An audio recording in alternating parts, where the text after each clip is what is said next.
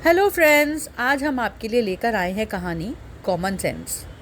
कहानी शुरू करने से पहले चैनल को सब्सक्राइब करें और कहानी पसंद आए तो लाइक भी करें। किसी ज़माने में पंडित विष्णुदत्त शास्त्री ज्योतिष के प्रकांड विद्वान हुआ करते थे। उनकी पत्नी पहली संतान को जन्म देने ही वाली थी।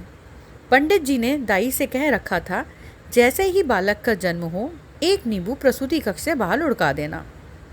बालक का जन्म हुआ, लेकिन बालक रोया नहीं, तो दाई ने हल्की सी चपत उसके तलवे में दी। पीठ को मला, अंततः बालक रोने लगा। दाई ने नींबू बाहर लुढ़का दिया और बच्चे की नाल आदि काटने की प्रक्रिया में व्यस्त हो गई। उधर पंडित जी ने गणना की तो पाया कि बालक की कुंडली में पितृहंता योग है, अर्थात उनके ही पुत्र के हाथों उनकी ही मृत्यु का योग। पंडित जी शोक में डूब गए और पुत्र को इस लांछन से बचाने के लिए कुछ बिना कहे घर छोड़कर चले गए। 16 साल बीते।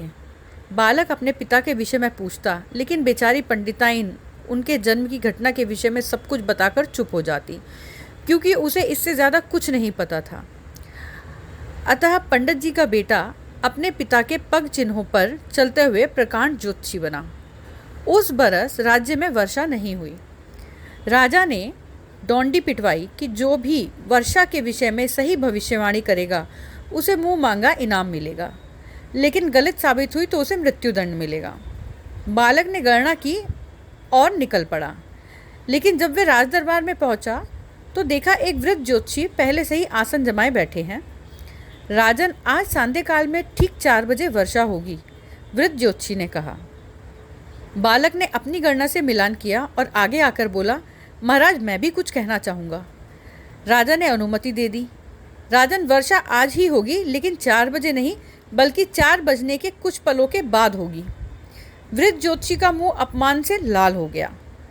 इस पर वृद्ध ज्योतिषी ने दूसरी भविष्यवाणी भी कर दी, महाराज, वर्षा के साथ ओले भी गिरेंगे और ओले 50 ग्राम के होंगे। पर बालक ने फिर गणना की, महाराज, ओले गिरेंगे, लेकिन कोई भी ओला 45 से 48 ग्राम से ज़्यादा का नहीं होगा।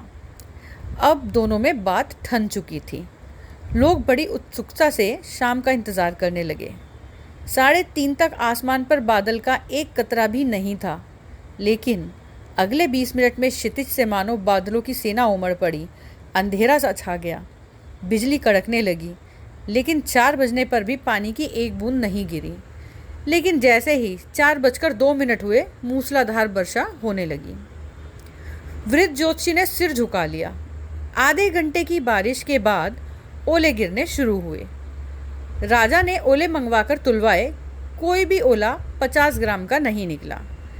शर्त के अनुसार वृद्ध ज्योतिषी को सैनिकों ने गिरफ्तार कर लिया और राजा ने बालक से इनाम मांगने को कहा। महाराज, इन्हें छोड़ दीजिए, बालक ने कहा। राजा के संकेत पर वृद्ध ज्योतिषी को मुक्त कर दिया गया। बजाय धन संपत्ति मांगने के तुम इस अपरिचित वृद्ध को क्यों मुक्त करवा रहे हो? बालक ने सर झुका लिया और कुछ क्षणों बाद सिर उठाया तो उसकी आंखों से आंसू बह रहे थे, क्योंकि ये 16 साल पहले मुझे छोड़कर गए मेरे पिता श्री विष्णुदत्त शास्त्री हैं। वृद्ध ज्योतिषी चौंक पड़ा। दोनों महल के बाहर चुपचाप आए, लेकिन अंततः पिता का वात्सल्य छलक पड़ा और फफक कर रोते हुए बालक को गले लगा लिया। आखिर तुझे कैसे पता लगा कि मैं ही तेरा पिता विष्णुदत्त हूँ? क्योंकि आप आज भी गणना तो सही करते हैं, लेकिन कॉमन सेंस का प्रयोग नहीं करते। बालक ने आंसुओं के माध्यम से मुस्कुराते हुए कहा, मतलब? पिता हैरान था। वर्षा का योग 4 बजे का ही था, लेकिन वर्षा की बूंदों को पृथ्वी की सतह तक आने में कुछ समय लगेगा। ओला 50 ग्राम के ही बने थे, लेकिन धरती के तक आते आते कुछ पिघलेंगे। और दाई माँ बालक को जन्म लेते ही नींबू थोड़े फेंक देगी, उसे भी तो कुछ समय बालक को संभालने में लगेगा, या नहीं?